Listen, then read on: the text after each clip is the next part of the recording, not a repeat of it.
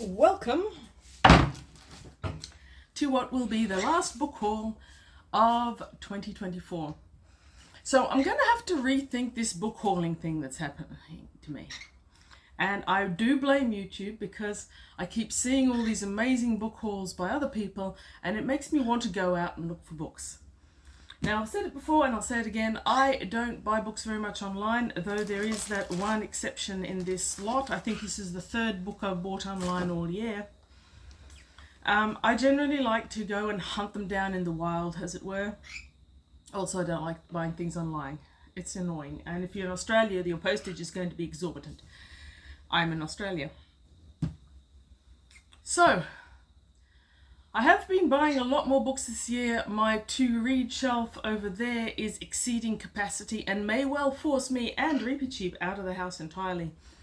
However, in the meantime, I'm enjoying it. And I keep seeing other books on other booktubers reading lists that I really want, and so I acquire them. This is a fairly small haul. I think there's only a dozen or so in it. And that's because I'm in my mind revving up for the massive book haul that I expect to happen in January. So if you're in Australia, you know about Lifeline. Lifeline are an Australian organisation who provide crisis counselling and suicide prevention phone call line 24 hours a day, every day of the year. They are non-denominational, any Australian can call them. They do fantastic work. And once a year, they do a book sale. It's massive. It takes up 3/4 of the exhibition building, and you've got a huge range of books. Science fiction, sadly, is never very strongly represented there, but it's been like my annual event for years. So I'm looking forward to that. I might do that on my birthday or thereabouts, and I expect there to be many, many books coming out of that. So for my December haul, the first one is, it's a very, very omnivorous haul. I realise that most of mine recently have been SFF heavy, and this one, far from it. The first one is An Early Christmas Present by a Work Friend, The Island of Sea Women by Lisa C. As you may be aware, I've got a very, very strong marine and aquatic motivation in my reading plans, and this is an interesting one. It follows two characters as I understand it, but it talks about Korea islands where diving has always been the primary province of women, and I think it spans a long period of time, yes, through the Japanese colonialism and as they work their way up through the villages, all-female diving collective. I've heard really good things about this and I'm looking forward to it. Non-fiction. Marine non-fiction at that. So, let's go straight for the one that I bought online. E.C. Tubbs, Incident on Earth. I have been looking for this book in the wild for years and I've never found it. So finally, I've gone out there and I've bought it online. Now, I have got a very, very strange obsession with the E.C. Tubb Dumarest saga. And it's strange. I mean, look at this book. This book is beautiful. Let's look at the book first. It's an arrow. Most of mine are arrows, though I do have some of the other ones. It looks like pulp of mass destruction, doesn't it? And the thing is, it is. My obsession with the Dumarest saga is odd because I know in my heart of hearts that these aren't particularly well written. They are genre. They are repetitive. They have some stereotypes that I normally don't go for at all, like the men want to be him, women want him type motif. But somehow, E.C. Tubb, Dumarest saga, I really enjoy them. I've tried reading a couple of E.C. Tubb's westerns. They just didn't catch me the same way, at least at the time when I found them. But I've got an urge to own all the Dumarest sagas and read them all before I die. This is number 18. I think I've only got 3 left. All the others are on that shelf behind me.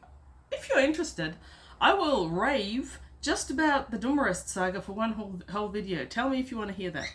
I'm sure you don't. Anyway, for this one, I broke my shall not buy online rule, and I got it from World of Books. I got it from World of Books because World of Books claims that it will deliver free to Australia. Now, the reason it delivers free to Australia, I expect, is because the price of the books is so high. I don't normally pay, I think this was $38 in total for this one old, moderately good condition Arrow paperback.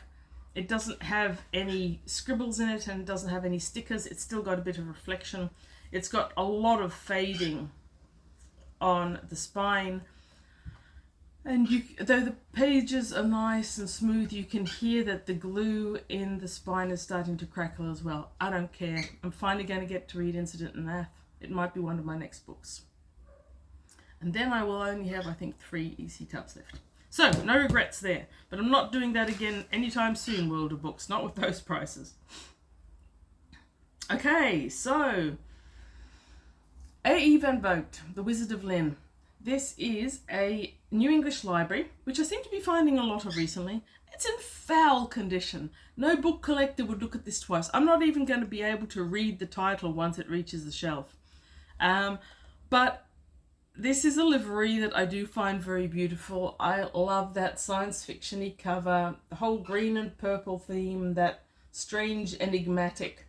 Goodness only knows what that's meant to be. Robot, armor, insectoid, alien, who knows? But I'm sure whatever it is, A. Van Vogt will do it well and I will enjoy it. Because I do tend to enjoy Van Vogt and want to read more of him. So I was excited when I found that. Somewhere out on the booktubes, someone recommended L.E. Modeste Jr., who I haven't read anything of recently. I don't own anything of him, I don't think. Him, her, they. I don't own any of their books at the moment as far as I'm aware of. And I found Adiamante. I don't know anything about it really. Got a vague feeling I might have seen someone else reviewing it. If that was you, tell me. Tell me if I've made a huge mistake here. Actually, it can't have been a huge mistake. It's a science fiction book that I haven't read and I think it cost me about $2. How bad can that be, really? Okay, another one that I have due to another YouTuber. Stephen over at SF Vintage SF was talking about George Orwell. And I was astonished to hear coming up for air was one of his trilogy, or quartet, I think trilogy, that complements Animal Farm in 1984. Animal Farm I don't much like, though I need to reread. 1984 I very much do, and I reread it just recently. Coming up for air I had never heard of. And I thought when he brought it up, well, there's another one to look forward to, but I'm probably never going to find it. I found it the very next week, so that was meant to be, I guess. A penguin, I do like the penguins. I'm coming to like them more and more. Thanks, Jules Burt. I like the cover art. It was very, very sort of its time, thrillerish. So I don't know too much about it. But it's George Orwell, so I am going to like it. It's, again, in poor condition. It's scribbled all over and it's disintegrating. But that's never been my main concern with books, I have to admit. Off the general track of science fiction, I have got 2 histories. The Stuarts and the First 4 Georges. They're written by different people, but for the same series. It's a Fontana. I like the artwork. I suspect that comes from portraits that I will see in the portrait gallery if I ever make it to England again. And there we go.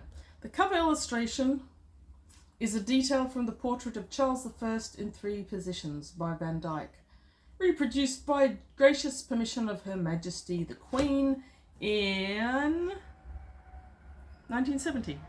No, 1958. One of those things. Anyway, my English history isn't that great. I should know more of it. I actually do quite like reading about the history of England. I often don't get to it. These are going to be large, chunky books that will take me a while. They might be perfect for a long-haul flight, not sure. Anyway, the First 4 Georges is reflecting off the window light. Portrait of King George III from the studio of Alan Ramsay, National Port Gallery. The British Monarchy series consists of 6 volumes. The other volumes in the series are listed inside the front cover. As you can see, they are both from Lifeline. Well, we'll be visiting again next month for more. But there were only these two, so I don't know where the other 4 of this series were. Maybe I'll come across them. Maybe I should read them all sometime. Back into science fiction. I am currently reading Ringworld by Larry Niven, with Ira from SF Worlds of Wonder, and look forward to that review in the future. I've just discovered how much I like Niven. I think I always did, but then I didn't have any of his books for the longest time, and this is the second Niven that I've read this year. The first one was Dream Park. I don't have too much more of his, so I was really thrilled to come across, again in the wild, the Barsoom Project by Niven and Barnes. That's another one in his Dream Park series. I think there's 4 or 5 of them. And this one I have not read before. I am 90% certain, so I'm excited about that. From what I remember of the Dream Park series, they don't have to be read one after the other. So I'll probably read this before waiting to find the other ones. Some lovely artwork there for this fantasy-ish, science fiction kind of Larry Niven book. It's ace, by the way. And it's not in great condition. It's got some tearing on the spine, some fading on the spine, and I believe the inside is actually pretty good. It's in pretty good condition then by my standards.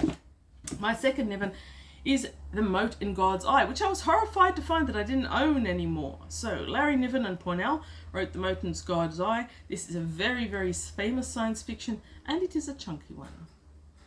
A lot of Niven's work wasn't skinny, can I just say. So I am looking forward to this one. It comes with great accolades. It also comes, someone's put a layer of plastic on the cover to protect it, which is cool. Would have been cooler if they'd have put that plastic on before the stickers that are underneath it on the actual cover, but we'll see how we go with that. What next? Oh yes, Omnivorous, remember? I got these 2 books and I was actually a little bit excited about them. Not sure I can pronounce them correctly. The Decameron, or some such, by Boccaccio. Too many C's, man, too many C's.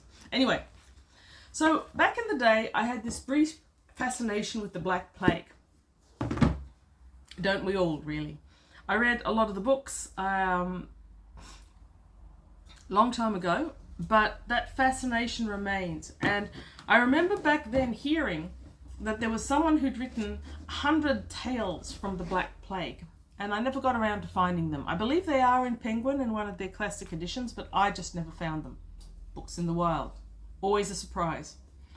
And then I came across these 2 in some mysterious store that I can't remember. I think they were $2 each. And they are these beautiful hardcovers, which I don't normally get, and probably aren't going to fit on my shelves. But I don't care. They've got that lovely inner layer, and they're in good condition. I'd say they've obviously been read, and there's some toastiness to the pages, but overall they haven't been read a lot, and I'm quite keen on them, which leads me into the fact I don't do New Year's resolutions. They're not my thing. However, I'm kind of Yoda. It was Yoda who said, do or do not, there is no try. Well, I'm kind of do or do not. There is no New Year's resolution. I don't have to wait till New Year to do something I want to. I don't have to wait till January to read something I want to. If I want to read it, I'm going to read it now. But if I was going to do New Year's resolutions, I think what my New Year's resolution would be more short stories.